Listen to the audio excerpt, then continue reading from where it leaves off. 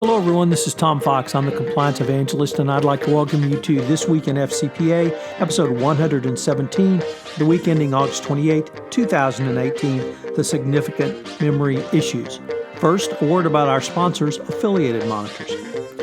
Founded in 2004, Affiliated Monitors provides professional, independent integrity monitoring and ethics and compliance assessments nationally and internationally and across almost all industries. With its knowledge of effective ethics and compliance programs and cultures, Affiliated Monitors is respected for its work as the corporate monitor on matters ranging from multinational corporations to small and mid-sized companies and even individuals. Having served in over 700 monitorships, no one has more experience as an independent monitor than the team at Affiliated Monitors. For more information on how an independent monitor can help improve your company's ethics and compliance program, visit our sponsor, Affiliated Monitors, at www.affiliatedmonitors.com. In this episode, Jay and I take a look at some of the week's top ethics and compliance stories. We start with the 3-game suspension of OSU head coach Urban Meyer. We consider yet another guilty plea in the PdVSA corruption case, this one around facilitation of money laundering. We ask, should sports officials have a code of conduct? We consider Mike Volkov's look at CFIUS and how that is expanding its authority. The former head of the Brazilian soccer governance body is sentenced to 4 years in jail for his role in the FIFA bribery scandal. Francine McKenna takes a look at the paper trail of Michael Cohen and his illegal payment to Stormy Daniels, at least illegal as a campaign contribution. We consider a question posed by Matt Kelly, which is how did the tipping point in personal misconduct in the corporate world actually tip? We explore how a no-deal Brexit could be a disaster for compliance. We consider Valerie Charles' move from the CCO seat to GAN Integrity as their strategic officer. We take a look at Matt Kelly's blog post considering compliance on television and contrast it with my view of film noir as informing better compliance. We wrap up with our top 5 film noirs of all time in a really fun exercise. This is Tom Fox. I'm the Compliance Evangelist. This Week in FCPA is a part of the Compliance Podcast Network. Hello, everyone. This is Tom Fox, the Compliance Evangelist, along with Mr. Monitors, Jay Rosen. We are here for This Week in FCPA, Episode 117, for the week ending August 24th, 2018, the significant memory losses or addition. So Jay has now returned from his Alaskan cruise with the Disney cruise with the fam, and as Ohio State has suspended its head coach and added a new phrase to our compliance and ethics lexicon of significant memory issues, we are going to look at some of the week's top compliance and ethics stories. So Jay, welcome. Thanks, Tom. It looks like the FCPA and ethics and compliance world did not stop while I was on the cruise ship. So we have a jam-packed agenda for today. And the first thing is the aforementioned issue on Ohio State's coach, Urban Meyer. Which part of that do you want to dive into? So there's just a ton and a half here, Jay. For those who may not know the story, earlier this summer, an assistant coach was fired around allegations of assault on his now separated wife and stalking issues. The question was whether there had been any prior conduct. Of course, it turns out there was. This assistant coach had followed Meyer from Florida. He'd been with him at Florida, followed him to Ohio State. Meyer was aware of prior conduct, at least 2 instances of reported conduct in 2009 and 2013. And at a press conference in July, Meyer outright lied about this prior knowledge. And so after he was terminated, the Ohio State University Board of Regents engaged a law firm to do an investigation to see what Meyer knew, whether he reported it, and those types of issues. The board report was just as damning as it could have been towards Meyer, stating in part, we learned during the investigation that Coach Meyer has sometimes had significant memory issues in other situations where he had prior extensive knowledge of events. He has also periodically taken medicine that can negatively impair his memory, concentration, and focus, end quote. So it looks like we have a new defense. I wonder if it's going to make it to the FCPA of significant memory issues. Nevertheless, the report noted that he was aware of these. It was really unclear from the report the level of his reporting to the Ohio State athletic director. He was suspended for 3 games. All in all, you can only say it was a pretty gutless response by the Ohio State board. Meyer gave a press conference where he was basically unrepentant and said he hadn't done anything wrong.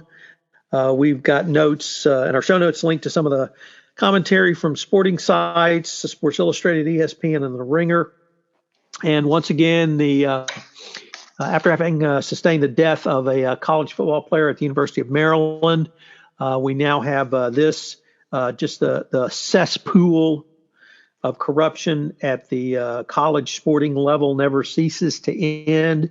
The NCAA, of course, has had its collective thumbs in its mouth and has made no comments, where they have moved to suspend 12 players from the University of North Carolina for horror and just the horror of selling their Nike shoes online.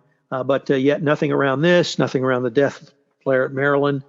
And so we go off on our merry way with the college football season starting Saturday, Jay. I'm thrilled to announce that. I'm sure you are as well, although I think you're a much more well-known professional football fan. So I think most of this went down when you were unplugged and unavailable, yet with the fam. So kind of any general thoughts from what you've seen since then?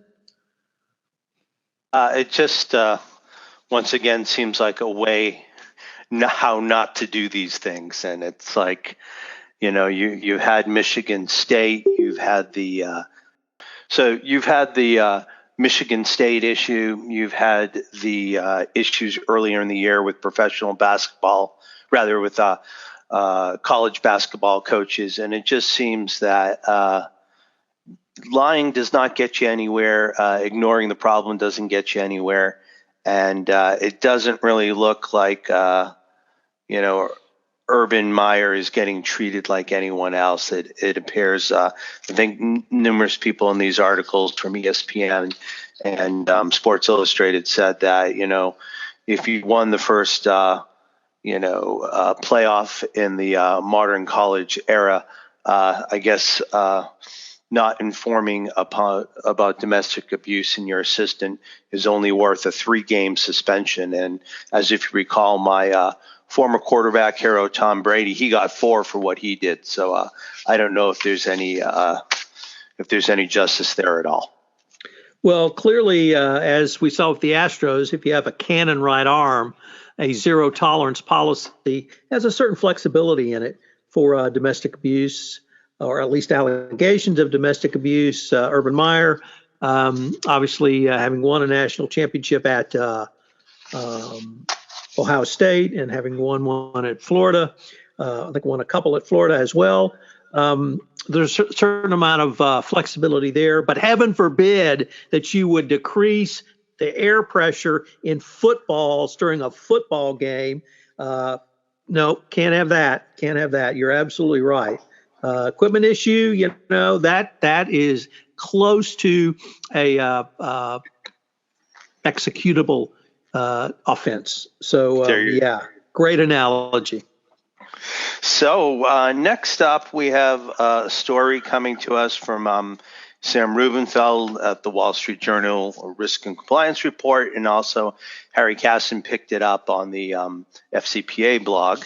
And a former Julius Baer Group Limited executive pleaded guilty in federal court in Florida for his role in a sophisticated scheme to launder $1.2 billion with a B embezzled from the Venezuelan state-owned oil firm, which we call PdVSA. Matthias Kroll, a German national who lived in Panama, pleaded.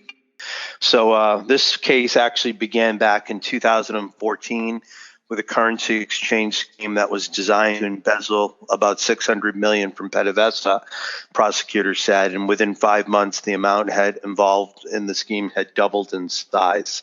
And basically, Venezuela's state of social, political, and economic crisis leads to a thriving environment of corruption that drives rivers of criminal proceeds through South Florida, prosecutors said in the criminal complaint that was filed as part of the money laundering case.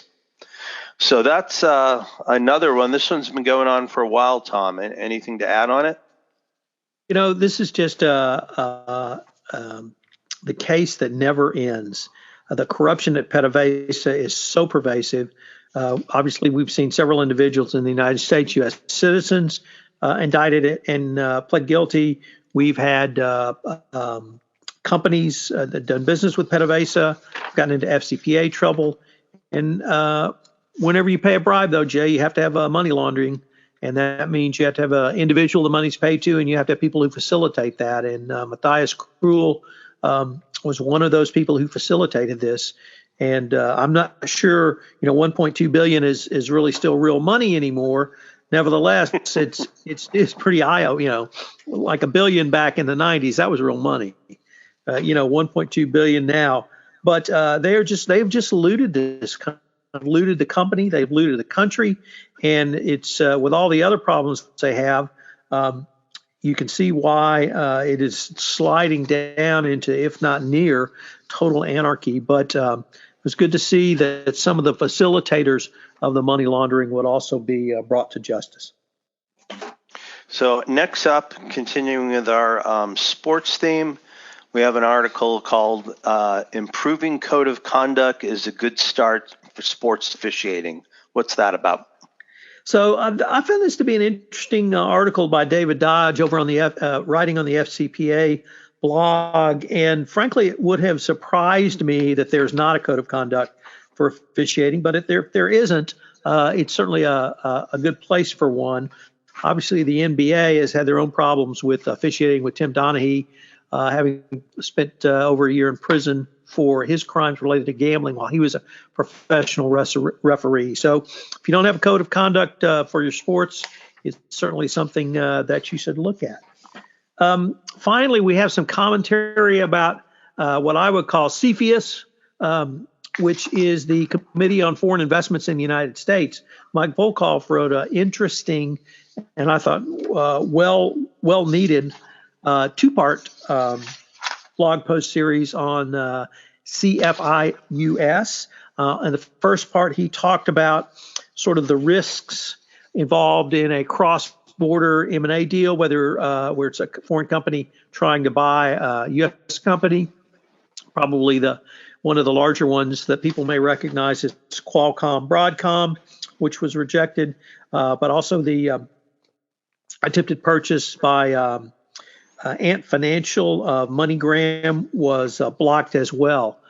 But in part two, he went on to detail the new law. Congress enacted the Foreign Investment Risk Review Modernization Act, man, that's a mouthful, of 2018, FIRRMA, which is intended to modernize and strengthen the CFIUS process.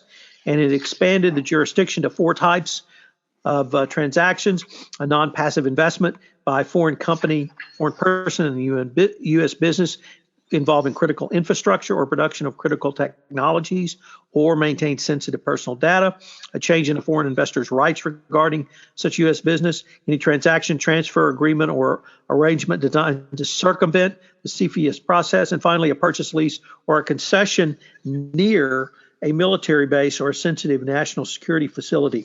So greatly expanded the rights. And this is, I think, something that will be near and dear to your heart and should be near and dear to the heart of affiliated monitors. FIRRMA requires CFIUS to formulate and adhere to a compliance plan for any mitigation agreement so that such agreements include specific requirements and authorize the CFIUS to impose penalties and violations of the agreement. That seems to me to be screaming out, Jay, for an independent integrity monitor. So this may be something that CFIUS really needs to look into. They certainly need to be able to monitor these transactions they approve on an ongoing basis. But this has become more prevalent under the Trump administration and will continue to be so going forward. So we link to it in the show notes. Take a look at it. Mike wrote a great couple of blog posts on it. Our good friends at FIFA are back in the news. You want to tell us about that? Sure. So it looks like this week I get all the Perp Walk articles. You're the sports guy. Come on. I'm a sports guy. The former head of Brazilian soccer was sentenced Wednesday to 4 years in prison by a U.S. judge after he was convicted of racketeering and money laundering charges in the ongoing global probe into FIFA. Jose Maria Marian, who led the Brazilian Soccer Federation and was a representative to the Continental Confederation's governing body, took millions in bribes in exchange for the media and marketing rights to several soccer teams. In addition to the prison term, he was ordered to forfeit $3.3 million in bribe receipts and fined another $1.2 million. And Richard Donahue, U.S. Attorney for the Eastern District of New York, said, "For all their power and prestige, the soccer officials who corrupted the beautiful game are not above the law."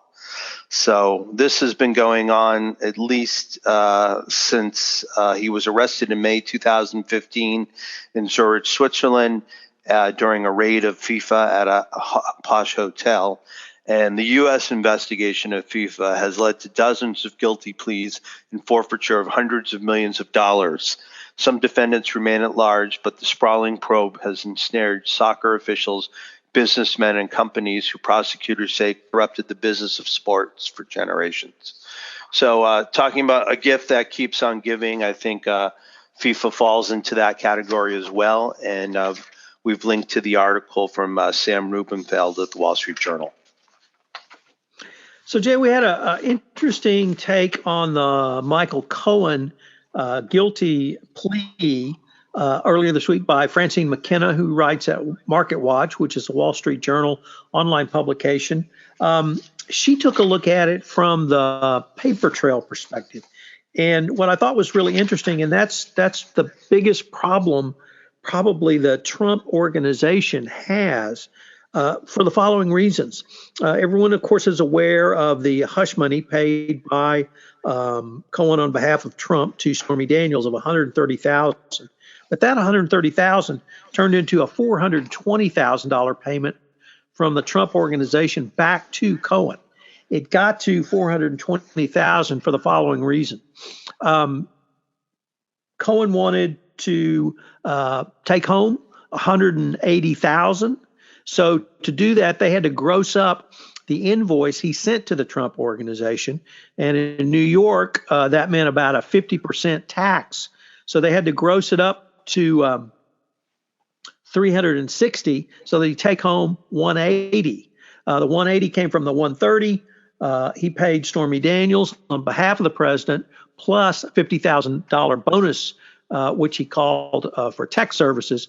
But it was really it was work related to a technological company in connection for work they did for the Trump campaign. So that's how we got to 180. They doubled that to 360, and somehow or another, the Trump organization added a bonus of 60,000. So that's how we got to 420,000.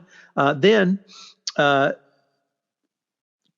Cohen sent a invoice to be payable over a 10-month period, and the invoice was posted by the Trump organization to legal expenses with the notation retainer for work in months of January and February of 2017. So the whole paper trail stank as bad as the whole transaction, but that's a real key point, Jay, under the FCPA, under the accounting provisions and books and records, is that you have to have accurate books and records, and clearly that was not done here. The fallout for the Trump organization can only increase. Obviously, Cohen's going to sing like a canary and we'll just have to keep our eye on this story and see where it goes. If the tax laws were good enough to ensnare Al Capone, they should be good enough for the man at 1600 Pennsylvania Avenue. And everyone else. So Jay, I'm having a little technical difficulty on my side. I just wanted to make sure that you got my favorite part. Did you talk about the $35 for the wire fee that Michael Cohen also put down? Because that's the important thing, that he gets reimbursed on that. On a separate line item, no doubt. I'm sorry I stepped on you. What were you going to say? So Matt Kelly wrote a really interesting article for Navex's blog, Ethics and Compliance Matters. Matt writes for them in addition to Radical Compliance and a variety of other sites. You want to tell us about that, Jay? Yeah, so Matt decided to ask about, why is there a tipping point now on personal misconduct and what's really kind of driven it? And he has a few ideas about why things are happening. In the past, there has not been the technology for people to speak up and for people to report. That's one issue. A second issue is that now the best interests of corporations are more in line with being socially responsible. And we've seen different situations as of late with reputational damage, Papa John's, Wells Fargo, VW. So we've got the change into doing the right thing. We've got the change into technology, and now stakeholders and shareholders are getting more involved in what's happening to people. So Matt kind of wraps it up, and he says he has a very cogent analysis, and this piece, which we picked up that he wrote last week on August 15th, really kind of crystallized his thoughts on why now. So I really was interested in this, and as always, Matt writes from a unique angle and takes a really different approach. And the protecting the company part I found really interesting. And companies, Jay, seem to be waking up to the fact that poor culture really can lead to some significant reputational issues, and that I think this is a positive step to move towards taking an assessment really of the entire culture, an entire cultural assessment, and making sure that there's institutional justice and fairness up and down the organization. So I applaud Matt's article, and look forward to kind of where he may take this. Great. So next up, we have an interesting article from Paul Hodgson, and this is from Compliance Week. And Paul takes a look at what could potentially happen if, as part of Brexit, that the UK does not come into agreement with its exit from the EU, and how you could work things out in terms of tariffs, in terms of getting goods across the border.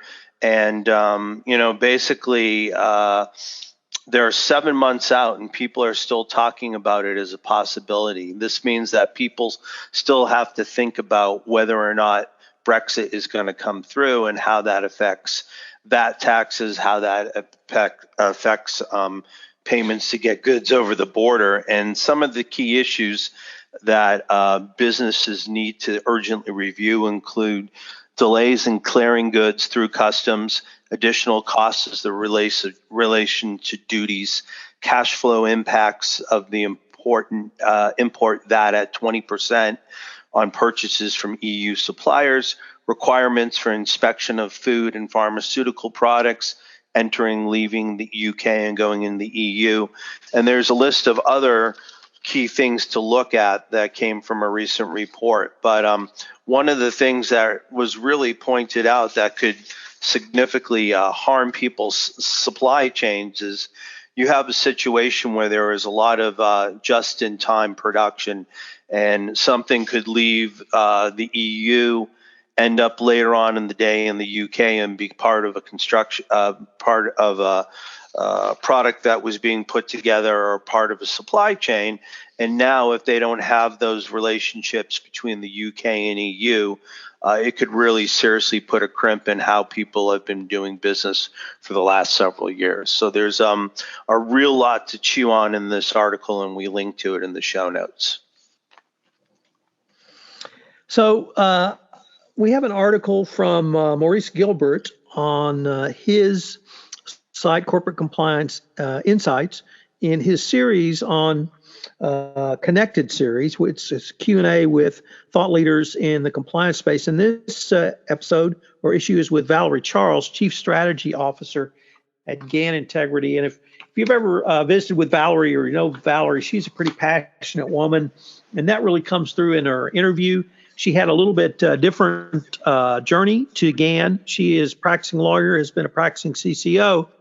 So she's been out as the customer, the purchaser of these products, and took that and went into the tech side of things. So I found that really interesting, her own journey. And I would commend you to read this article because it really speaks to, I think, what GAN's trying to do. And as I said, Valerie's very passionate about compliance and ethics. So it's going to be interesting to see where this all may go for her and GAN. Yeah, this is a great series that Maurice is doing, and Valerie is a good friend, so it's a quick read, but she packs it with a lot of information. And Tom, as you said, she really came to the technology side from a different place. She initially started off doing white collar investigations, and then when she found that the tools weren't in the marketplace, that started her journey to get onto the vendor side and her current position with GAN. Matt has been busy, so besides writing his Navix article, he's got a piece on the best compliance shows on TV, and you have countered, or at the same time, you were thinking about film noir and how 2018's world's most ethical companies from Ethisphere relates to film noir or film noir. So, Tom, which one should we go into first? Should we do Matt or should we do your thing? So I think we should start with Matt because I think we're going to have some longer comments on film noir. Matt wrote a really interesting piece and no doubt had a lot of fun doing it, where he asked the question of whether some of the best representations of corporate compliance, business ethics, and regulatory issues from television. He's got a list of current TV shows, older TV shows, and then what may be coming out in the future. Just, from everything you would expect, like Billions and Bad Banks, to Better Call Saul, my personal favorite, Mr. Robot. I'm a huge Mr. Robot fan. Ozark, Suits, and some of the older shows as well, and what may be coming out. Any that really struck you from his list or things that are your personal favorites, Jay? Well, I had a guilty pleasure that he had on his list, which was a show that ran for about 3 years on ABC called Dirty Sexy Money. And it was part, Falcon Crest, the Carringtons, but also, lived kind of like in the high-flying Trumpian world. So that's definitely worth the view. And also, when I was reading, I guess his initial blog post got something like 28,000 views. So there were a lot of folks chiming in with their personal favorites. And it reminded me of a show that I watched earlier in the year that was on HBO called The Deuce. And it was about 42nd Street in New York City and how it was created by David Simon, who did Homicide: Life on the Street. And he also did The Wire, which is one of my favorite shows ever on HBO. So there's great TV out there, and I think Matt is going to follow this up and also take a look at film down the line, which kind of brings us to one of your and my passions, which is film noir. And why don't you tell everybody why you like it so much, and then we can move into the next part of our discussion. So it's interesting in our pre-production discussion why we both love this genre so much. I was drawn to it, Jay, from the visual aspects, light and shadows. The chiaroscuro. the use of shooting camera shots through blinds, the kinds of shadows blinds can throw, the ever-present and omnipotent cigarette smoke that seems to permeate every film noir. It was almost an added character. So I just love this genre from a youngster, and have always enjoyed it. And but you have a really different reason for your passion for it.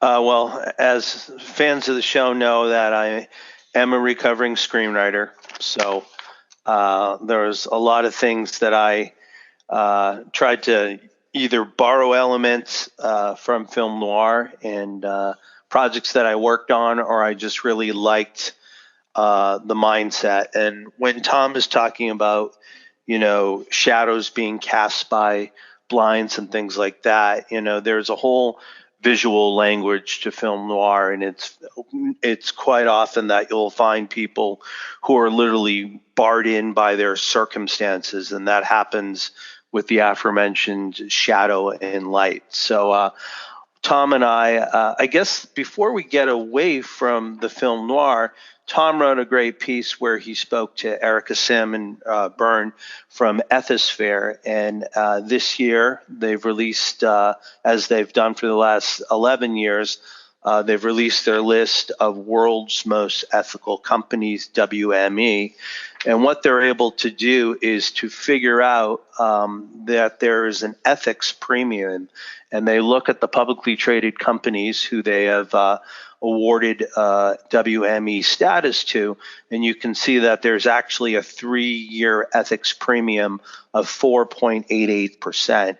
And that's, either compared to different indices, or in the article, Tom has a picture of the U.S. large cap index. So it kind of makes sense that companies that focus on ethics and compliance would perform better. But now Ethisphere does have the actual raw data to confirm this. And if, after as much stuff that's out there, if you don't think that it's worth investing in your ethics and compliance program, if you want to get a return of almost 5% better for your shareholders' money, that's probably a good reason to do it, if not for everything else.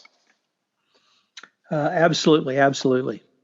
So I asked Jay, I posted, of course, the Film Noir article on LinkedIn. And as of the recording of this podcast, we've got literally over 1,000 hits on that podcast, on that blog post alone, in addition to the 2,500 or so on JD Supra, and another 7,000 subscribers who got it. So it's been a very popular blog post, Jay. And as part of that popularity, and knowing Jay's great love for film noir, I thought it might be fun for both of us to put down our top 5. Now, this is our top 5, and we the only ground rules I set were it had to be black and white. Other than that, if you wanted to go international, you could do that. If you want to stay in the U.S., you could do that. My list is U.S. centric, but I thought it might be fun, Jay, if we sort of swapped consecutive places, so we'd go through our numbers in that way. And I'm just going to introduce who was the major star or the director, and why it was so significant to me. And I'm happy to start. My number 1 is DOA, Raymond Massey, and it was about a person who was poisoned. The opening scene is he walks into a police station. He says, "I want to report a murder," and the cop says, "Who?" And he says, "Mine."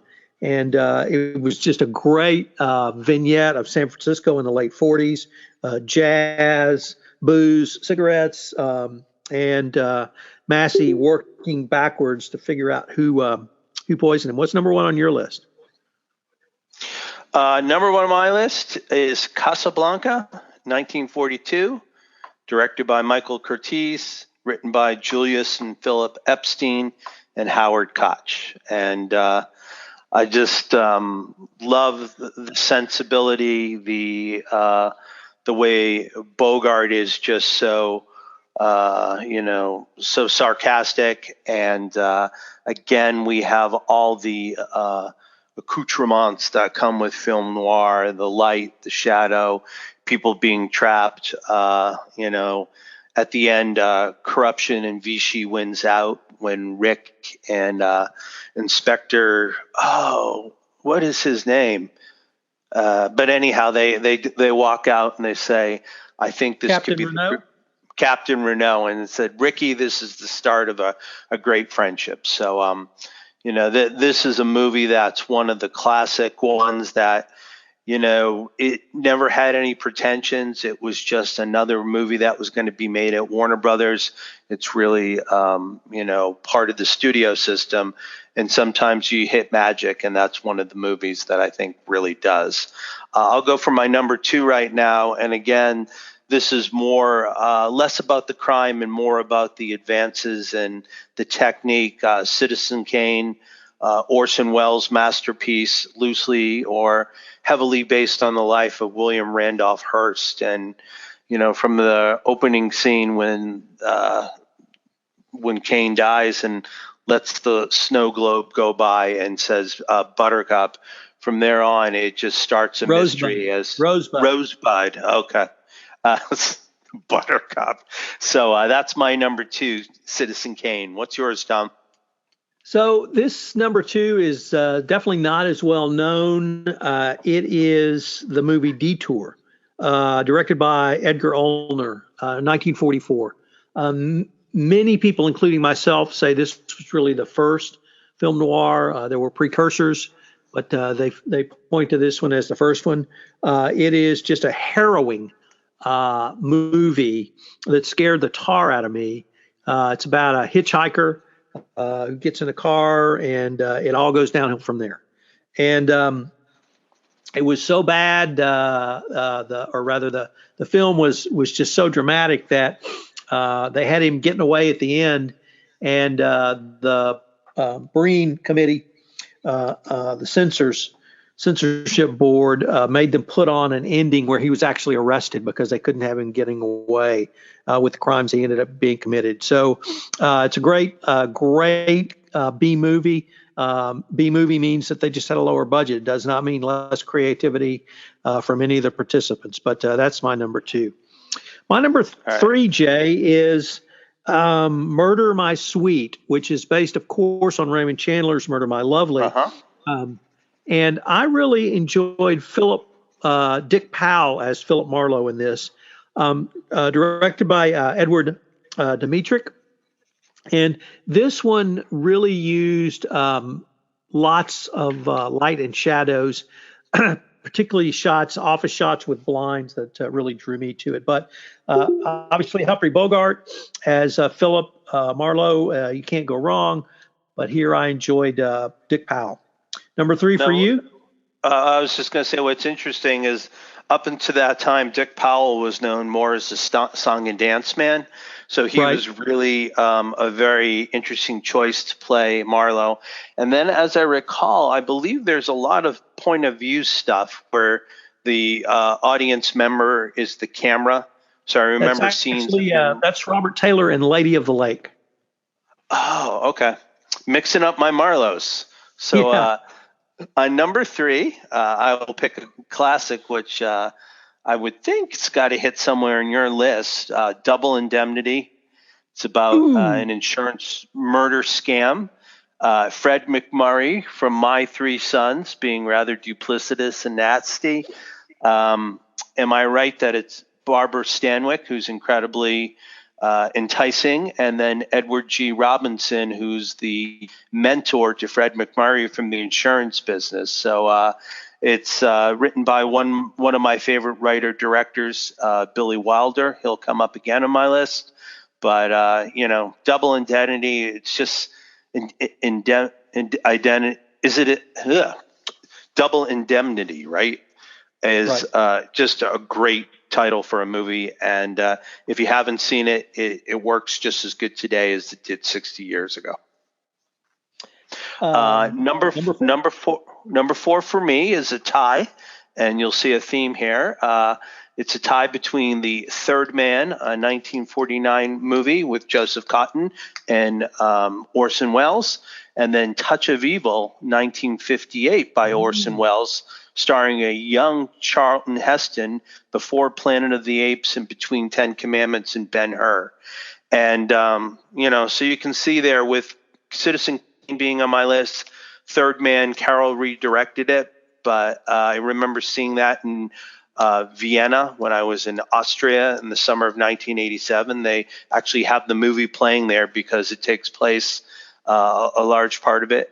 And then Touch of Evil is just really malevolent story about a big boss who runs things on the other side of the border in Mexico, and Charlton Heston is the young, wet behind the ears sheriff who wants to make good. So I don't think you can speak about film noir without speaking about Orson Welles.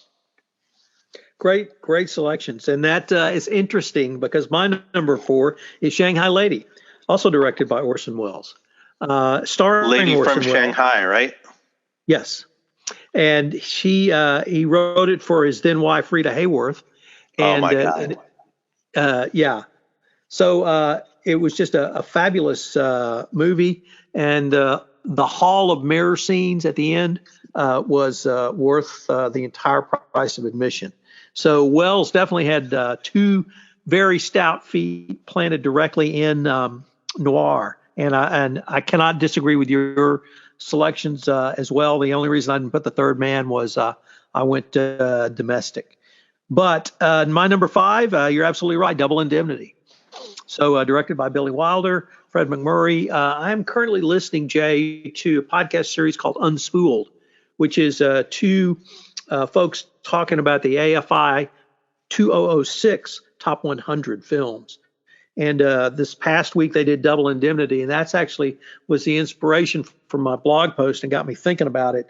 But you cannot say enough great stuff about Double Indemnity, from the murder scheme of the of Fred McMurray and Barbara Stanwyck to murder Barbara Stanwyck's husband, to the duplicitousness of Fred McMurray, to how he thought he was in control, but he was really being used the entire time by Barbara Stanwyck. Edward G. Robinson is the insurance adjuster with a little man in his stomach. And just dialogue, screenwriting, visual feast for the eyes. Barbara Stanwyck plays this deliciously evil woman. And Southern California in the late 1940s, a lot filmed on location. So you really get a sense and flavor of LA before the truly explosion of growth in the 50s and early 60s. So my number 5 is Double Indemnity. So my number 5, also written and directed by Billy Wilder in 1950, is Sunset Boulevard.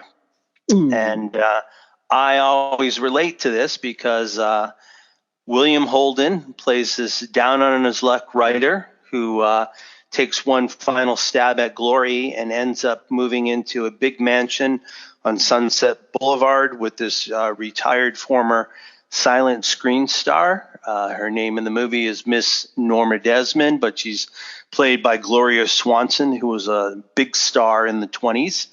And the convention, just like you talked about in DOA, that the guy shows up and says, I want to report a murder. When we first see the protagonist of Sunset Boulevard, he's floating dead in a swimming pool in Norma Desmond's backyard. And we find out throughout the movie how he got to the point where he was at. So if you look at both our lists, I think there's a fondness for Billy Wilder, who's one of the premier writers working in Hollywood in the late 30s, 40s, and 50s. And then Mr. Orson Welles figures significantly in my list. And the ones that you picked out, I mean, great examples of, very hard-boiled detectives and people who are unsavory. So I think both lists are great. One thing I will offer that I came up with some thematic film noir movies, but they're in color. So let me just quickly give the titles and we can post that.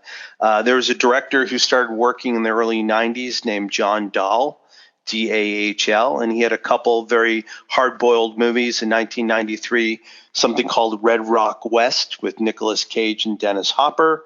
And then the next year he followed it with a real sexy thriller called The Last Seduction with Linda Fiorentino, a scheme to rob an armored car that goes awry. And then a movie that's just really broke some grounds in terms of editing and style, Steven Soderbergh, called Out of Sight in 1998.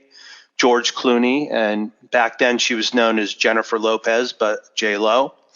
One movie with Kevin Costner in 1987, directed by Roger Donaldson, called No Way Out. And I still remember that my middle sister Sharon saw the movie, and she was like in tears for a week because she was so thrown by the fact that the good guy played by Kevin Costner was a Russian spy.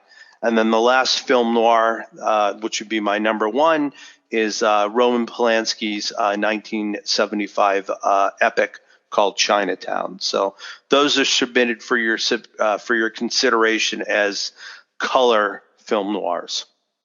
So, Jay, we had a very good series this week with Vin DiCiani and Eric Feldman, your colleagues at Affiliated Monitors, on an ethical culture. We had 5 parts on iTunes, released all on Monday, and on the FCPA compliance report list released daily. On Monday, we had What is an Ethical Culture? On Tuesday, What factors influence culture? On 3, What's the role of the CCO in an ethical culture? On Thursday, yesterday, How a company assesses its culture. And today, ethical culture as part of an ethics and compliance program assessment. Anybody who didn't check out the series, please do so. You can download all of the podcasts from Libsyn or iTunes and check it out. So with that, Jay, you want to take us home?